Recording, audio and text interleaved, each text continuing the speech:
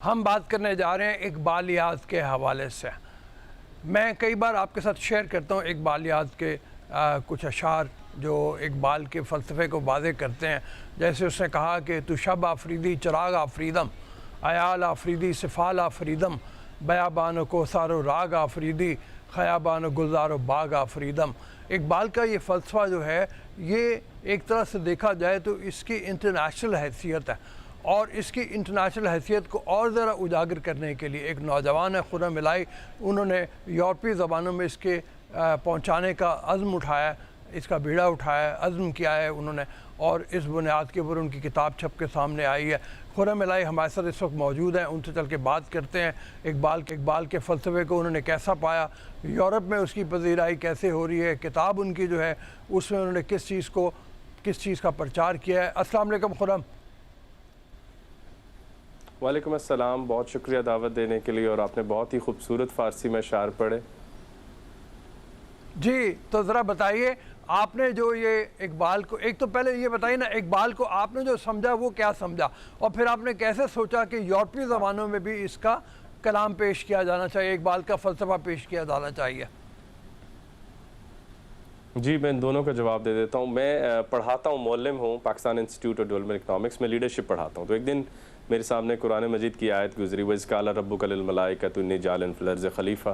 तो मुझे एहसास हुआ कि हमारी लीडरशिप स्किल्स के ऊपर कि हम इस कायनात के खलीफा हो सकते हैं नहीं, सबसे पहले जिसने एतराज़ किया वो फ़रिश्ते हैं। तो वहाँ से मुझे एहसास हुआ कि फिर अलामा के बारे में कहा जाता है कि उन्होंने कुरान को बहुत ज़्यादा तशरीह किया, तो इसके ऊपर उन्होंने बहुत ज़्यादा अशार लिखे होंगे। तो मैंने फिर एक किताब मुरतब की, mankind encountering angels in poetry of Iqbal, और उसमें जब अल्लाह ताला ने फ़रिश्तों को कहा क़ाला इन्नी आलमु मा ला तालमून वल्लमल आदम अस्मा कुल्हा, मैंने आदम को इस्म अता किए। वहीं पे हमने देखा कि अलामा ने भी फ़लसफ़े को शायरी में, इसमें वो पेंटिंग कर सकते थे। हर फ़लसफ़ी पेंटर भी हो सकता है, हर बड़ा शायर पेंटर होता है, हर पेंटर बड़ा शायर होता है। तो अलामा ने ज़ुबान को चुना, इस्म को चुना। तो वहाँ पर फिर अलामा के मैंने अशार मुरतब किए, जैसे कि इब्लीस की मजलिस शूरा का पहला शेर कि ये अनासिर का पुराना खेल ये दुनियाए दूँ, और साकिनाने अर्श आज़म की तमन्नाओं का खूँ। ऐ इंसान, तुझे मैंने पैदा किया अपने अर्श के इर्द गिर्द के रहने वालों की तमन्नाओं का खूँ करके, कि ये तो कहते थे इसको पैदा मत कर। या जब इकबाल ने कहा कि ना कर तकलीद ए जिब्राइल मेरे जज्बो मस्ती की, तो या कसूरवार गरीब उद्दयार हूँ लेकिन तेरा खराबा फरिश्ते ना कर सके आबाद, और मुकामे शौक तेरे कुदसियों के बस का नहीं। तो ये सारे अशार जब मुरतब किए तो ये पूरी किताब की सूरत इख्तियार कर चुके थे। इसमें कुछ अशार मस्जिद कुर्तबा के हैं, वो मुझे बहुत पसंद हैं, आपको और या हमारे सामीन और नाज़रीन को बहुत महसूस करेंगे। वो जब अल्लामा इकबाल कहते हैं कि है पैकर नूरी को सजदा मुयस्सर तो क्या, अगर फरिश्ते इबादत करते भी हैं तो क्या, इसको मुयस्सर नहीं सोजो गुदाजे सजूद। इसने सारे दिन की थकावट के बाद वाली ईशानी कभी पड़ी, मतलब जो बेटी का जहेज़ भी बना रहा है, काम भी कर रहा है, लाड भी कर रहा है, घर भी चला रहा है, मुआश समाज नफ्सियात सहते हुए जो इबादत कर रहा है।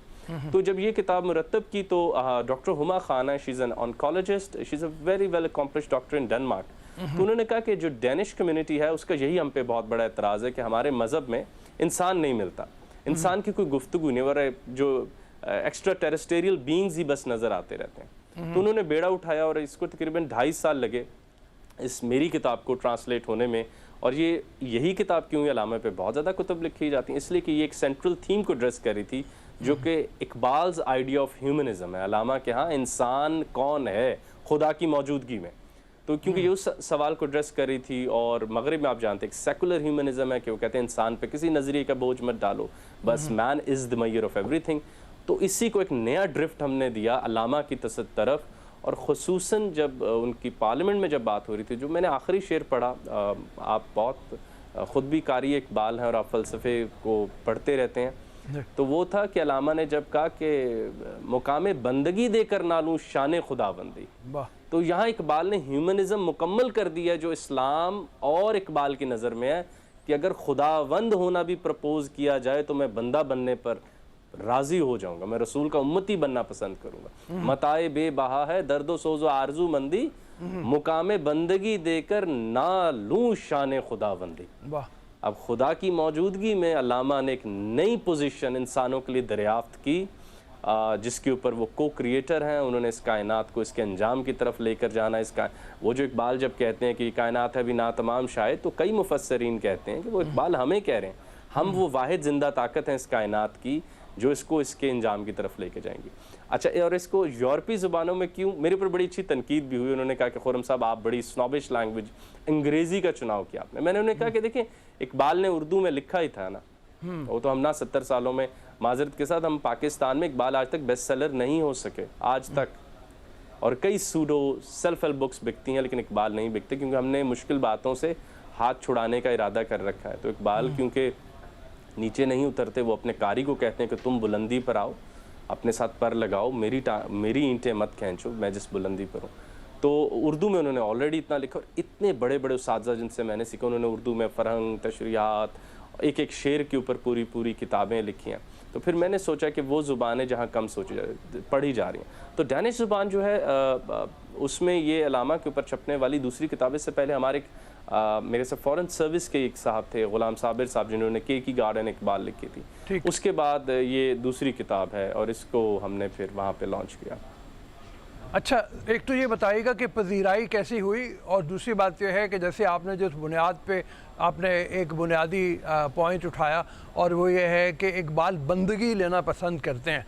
तो इकबाल तो खुद कहते हैं ना कि वो जो खीरा न कर सका मुझे जलवा दानिश फ़रंग, सुरमा है मेरी आंख का खाके मदीना और नजफ़।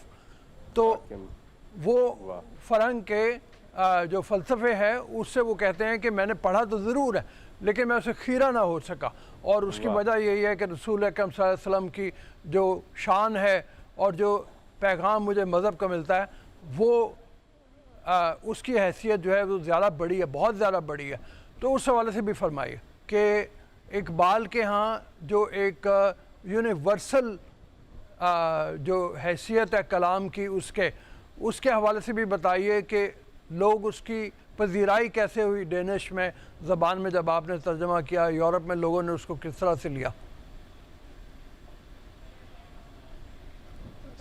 अच्छा, तो अब ये हुआ कि इकबाल के बारे में जब हम जानते हैं कि इकबाल का एक पैगाम नौजवानों के लिए बहुत ज़्यादा है, इकबाल ने नौजवान को एड्रेस किया, और हमने खुर्रम ने उसका हवाला भी दिया एक शेर का कि वो ये कहते हैं कि ये कायनात अभी ना तमाम है शायद, क्या रही है दमादम सदाए कुन फयकून। खुर्रम हमारे साथ दोबारा मौजूद हैं। खुर्रम, आपकी किताब की पजीराई कैसी हुई है बाहर की दुनिया में?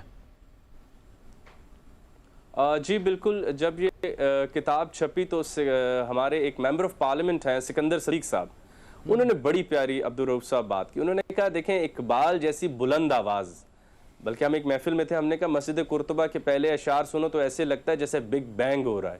तो उन्होंने कहा कि इसकी पजीराई मैं ये चाहूँगा कि इसकी पजीराई किसी सूरत किसी होटल या किसी कल्चरल सेंटर में ना हो, मैं ये चाहूँगा कि इसकी पजीराई वहाँ की पार्लियामेंट में हो। और उन्होंने पार्लियामेंट को बुक किया और वहाँ पर हमने इसकी तकरीब रूनुमाई की, जिसमें ईरान के एम्बेसडर ने तकरीर की, जर्मनी के कल्चरल अटैशी आए और उन्होंने जर्मन एम्बेसडर की तरफ से इकबाल की तरफ जो भी खराज अकीदत पेश कर, फिर हमारे जो एम्बेसडर डेनमार्क में अहमद फ़ारूक साहब, उन्होंने बहुत ज़्यादा सपोर्ट किया इस टास्क के लिए। तो पजीराई तो बहुत ही ज़्यादा अच्छी मिली। फिर वहाँ के मुख्तलिफ टीवी चैनल्स और इंटरव्यूज़ ने इसको बहुत ज़्यादा कवर किया, और बार बार हम ये बात बताते रहे कि अलामा मोहम्मद इकबाल ने उस ज़माने में न्यूटन की तारीफ़ में फ़ारसी में नज़म लिखी, अलामा ने उस ज़माने में शेक्सपियर की तारीफ़ में नज़म लिखी और कहा कि कायनात दोबारा शेक्सपियर पैदा ना करेगी। वो जैसे आपने यूनिवर्सल पैगाम का कहा, इकबाल पहले थे जिन्होंने क्वांटम फिजिक्स को उस ज़माने में एक्सेप्ट किया जब अभी यहाँ के फिजिसिस्ट उसको अच्छी तरह कॉम्प्रीहेंड नहीं कर पा रहे थे। तो वहाँ पर हमने ये बात बताई कि वो इतने फॉरवर्ड लुकिंग थे कि उन्होंने अपनी तारीफ, मतलब कि यूनिवर्सल स्टडीज़ जैसे आपने फरमाया इतनी थी कि उन्होंने कहा कि मैं इल्हाद में चला जाता अगर नौजवानी में वर्ड्सवर्थ ना पढ़ता। उन्होंने गोएटे की तारीफ में लिखा, नीट्शे की तारीफ में हदूद से आगे बढ़ गए। तो वो बात भी उन सबको बतानी बहुत ज़रूरी थी कि हम मशरिक़ में ख़ुसूसन पाकिस्तान से आने वाली ये आवाज़ एक ऐसा मुफ़क्किर है जिसने सिर्फ अपनी हदूद में रह के एक ज़ाती मुराकबा करके बड़ी शायरी नहीं लिखी, वो बहुत बड़ा कारी था। वो उस ज़माने में कांट की क्रिटिक ऑफ प्योर रीज़न पढ़ रहा था जो आज तक हम अच्छी तरह ना पढ़ सके। जैसे आपने फरमाया कि वो कह रहे कि मैंने जलवा दानिश फ़रंग सारा देखा है भाई, लेकिन मेरा दिल जो है वो मदीने पर आ गया। मेरी पाँव तो पूरी दुनिया में फिरे हैं लेकिन मेरा दिल मदीने में रहता है। तो ताकि उनको ये ना लगे कि वो वन साइडेड सी स्टोरी है जो इकबाल पेश कर रहे हैं। और फिर आखिर में उनको मैंने ये बताया कि क्योंकि मेराज एक बहुत सेंट्रल कॉन्सेप्ट है, वो दांते की डिवाइन कॉमेडी में मिलता है, वो डाउनफॉल में हमें मिल्टन में मिलता है, ऊपर नहीं जा रहे तो वो नीचे को गिर रहे हैं। तो मैंने बताया कि अलामा के यहाँ मेराज भी यही था, जो सेंट्रल पॉइंट हमारी किताब के जो आपसे पहले शेयर किया वो यही है कि अलामा कहते हैं कि रसूल अल्लाह ने हमें ये बताया कि खुदा भी सामने हो। सबक मिला है ये मेराज मुस्तफ़ा से मुझे कि आलम बशर की जद में है गर्दों, खुदा भी सामने हो, अल्लाह भी सामने हो, तो वापस बंदों में आ जाना। और फिर मैंने उन्हें बताया कि रिकंस्ट्रक्शन में अलामा ने ये लाइन लिखी कि पीर ऑफ गंगो कहते हैं कि अगर मैं अगर वहाँ जाता तो कभी वापस ना आता।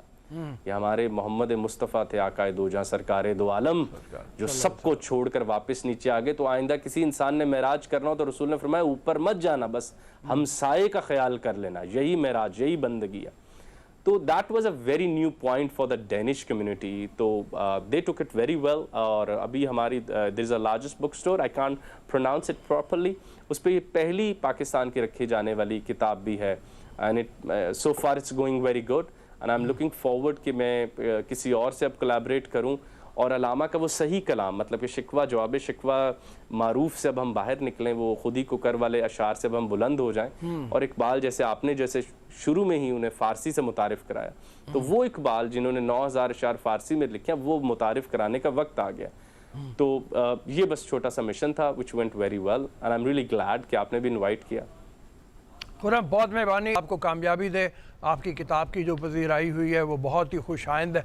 उम्मीद है कि ये किताब लोग पढ़ेंगे, यहाँ पे भी पढ़ेंगे अंग्रेज़ी ज़बान में जो खुर्रम की किताब है, और उससे ये जानेंगे कि इकबाल कितना बड़ा शायर है और उसको किस तरह से पढ़ा जाना चाहिए।